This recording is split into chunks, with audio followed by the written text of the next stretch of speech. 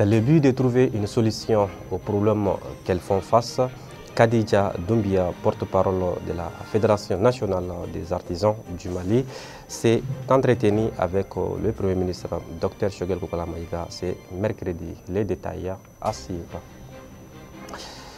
L'Office central de lutte contre l'enrichissement illicite a publié ce mardi son rapport 2022. La coiffure est-elle un métier qui nourrit son homme? Élément de réponse dans ce journal.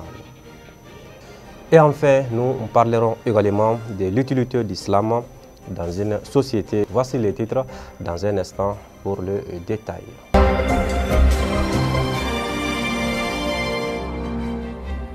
Chers téléspectateurs, merci de choisir Ando-Média pour vous informer. Je l'ai annoncé dans les titres. Le Premier ministre a reçu ce mardi à la primature Khadija Doumbia, porte-parole de la Fédération nationale des artisans du Mali. L'objet de cette visite, selon les porte-paroles, était de venir entretenir avec le Premier ministre sur les difficultés auxquelles elles sont confrontées. Nous avons des problèmes de marché. On a des problèmes au niveau de nos entreprises parce que beaucoup parmi nous ici sont promoteurs aussi de centres de formation. Et ces centres de formation, au niveau de Bamako et dans d'autres villes du pays, nous sommes en train de faire la promotion de la formation dans les métiers. On ne veut pas seulement former. À ce stade, on voudrait vraiment faire formation et l'insertion. Faites-moi un courrier dans lequel vous soulevez tous ces problèmes un à un, avec des exemples. Quand ce courrier va venir, au lieu que ça reste à la primature, on va regarder, on va l'imputer par chaque ministre, suivant la spécialité. Et le ministre va vous appeler pour que vous discutiez avec lui. Qu'est-ce que l'État peut faire, qu'est-ce que l'État ne peut pas faire. L'Office central de lutte contre l'enrichissement illicite a publié ce mardi son rapport 2022. Il ressort du document près de 190 milliards d'irrégularités financières décelées par l'OCLE. L'Office indique aussi avoir transmis plus d'une vingtaine de dossiers à la justice. Ces irrégularités financières ont été essentiellement relevées dans les rapports du vérificateur général pour plus de 110 milliards et de l'inspection des finances pour plus de 77 milliards de francs. L'analyse des rapports fait également ressortir 1166 irrégularités administratives. Selon les documents, plus de 15 milliards de subventions ont été octroyées à 236 écoles de 2017 à 2021, tandis que 1077 écoles secondaires privées fonctionneraient avec des arrêts présumés faux. En ce qui concerne la répression, 23 dossiers portant sur plus de 23 milliards de francs CFA d'irrégularités ont été transmis à la justice. À la date du 31 décembre 2022, 2842 déclarations des biens ont été enregistrées par l'OCLE. Mais ces déclarations sont timides, ajoute le document. Enfin, le rapport recommande la mise en place d'un comité anticorruption dans les organismes publics, ainsi que la dotation des moyens logistiques, financiers et humains aux juridictions pour mieux diligenter le traitement des dossiers. Des organisations de lutte contre la corruption estiment que ces rapports peuvent dissuader et provoquer un changement de comportement. En revanche, elle affirme qu'au-delà des rapports, il faut suivre les dossiers devant les pôles économiques pour lutter efficacement contre les phénomènes. Mariam Diama Sanogo, présidente de la communauté des pratiques en matière de lutte contre la corruption. La coiffure est un métier qui a pour but d'effectuer des soins et traitements capillaires dans un but d'hygiène et d'esthétique. La question que l'on pose est, ce métier nourrit-il son homme? Des coiffeurs nous donnent la réponse. Bon, c'est un métier noble qui nourrit son homme. Donc voilà quoi. Bon, les difficultés, ça finit pas. Comme tout travail, il y a des difficultés. Mais il faut savoir surmonter les difficultés pour avoir vraiment des bonnes suites dans le travail. Voilà. Donc les difficultés, vraiment, il y en a plein. À tes bancs. Donc, quand tu veux l'exercer, il faut apprendre d'abord le boulot, connaître et ensuite l'exercer. Donc, comme nous sommes dans un pays où vraiment les gens ignorent ce côté-là, ce qui fait que vraiment on rencontre beaucoup de difficultés.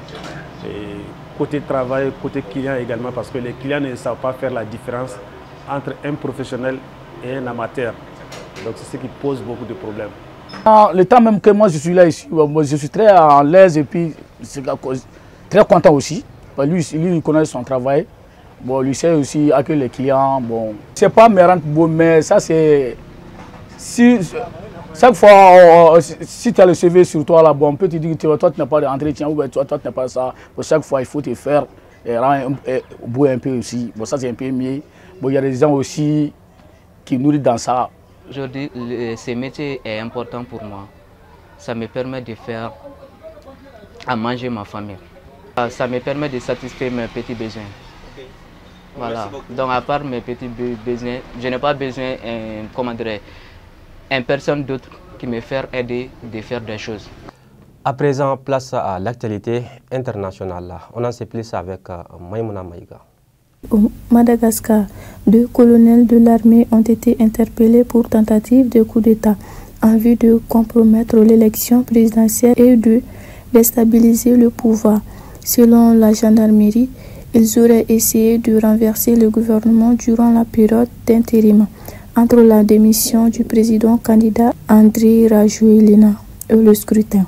En RDC, un membre du parti de l'opposant Moïse Katumbi a perdu la vue dans des affrontements avec des membres du parti du président Félix Tshisekedi dans l'est de la République démocratique du Congo. Ce mardi, Dido Kassengi, président de la jeunesse de Ensemble Etavoka, a été tué lors d'une attaque contre le cortège du candidat numéro 3 à la présidentielle à Kindu. Un incident survenu près de la résidence du gouvernement du Maniema. Et enfin, au Cameroun, le projet de loi des finances 2024 est toujours attendu au Parlement selon le député de l'opposant Cabral Libi. À une semaine de la fin de la session parlementaire en cours, consacrée comme toute celle de novembre à l'examen puis l'adoption du budget de l'année suivante. Le projet de loi des finances pour l'exercice 2024 n'est toujours pas déposé au Parlement. Et c'est tout pour l'actualité internationale. Retour à l'actualité nationale. Comme je vous le disais dans les titres, l'islam est une forme de poésie sur un fond musical ou non. Une déclamation poétique publique que l'on fait pour surprendre ou créer l'émotion parmi l'auditoire. Pour comprendre l'utilité de cette poésie, écoutons l'islamère Samba Djim Kanté. Pays d'hospitalité, le glorifie-t-on surtout. Riche depuis l'empire de Ouagadougou, oui, riche depuis bien avant le temps de Kankou. Un slameur, une slameuse, c'est quelqu'un qui fait du slam. Et le slam, c'est un art oratoire qui permet à l'artiste, à partir de sa créativité, de son originalité, de faire ressortir ce qu'il a au fond de lui, de parler des choses de la société, voilà. Donc, le slameur, c'est celui qui fait cet art qui est l'islam. La slameuse également, c'est celle-là aussi qui fait cet art qui est l'islam. L'islam a beaucoup d'avantages. Comme je l'ai dit, l'islam c'est un art. Et l'art quand même, on ne peut pas réellement toucher avec les mots tout son avantage au fait. Mais néanmoins, quand on essaye de voir, l'islam c'est un art qui permet de conscientiser. Qui permet alors de sensibiliser, et dans ce sens-là, l'islam a un impact social, en ce sens que ça permet de dénoncer, ça permet alors également de dire ce que les gens ont au fond d'eux et qui ne parviennent pas à faire ressortir. Et l'islam, c'est comme si l'islam se fait porte-parole de la population pour dire ce qui ne va pas et pour aussi dire ce qu'il y a lieu de faire. Ben, Kelenya, Horonyani, Dameni, Maya. Unité dans la diversité, notre fraternité donne des couleurs uniques à ce pays de brassage culturel aux diverses couleurs mais uniques. Voilà ce qui met fin à cette édition. Merci à vous de l'avoir suivi et excellente suite des programmes à toutes et à tous sur Andomédia.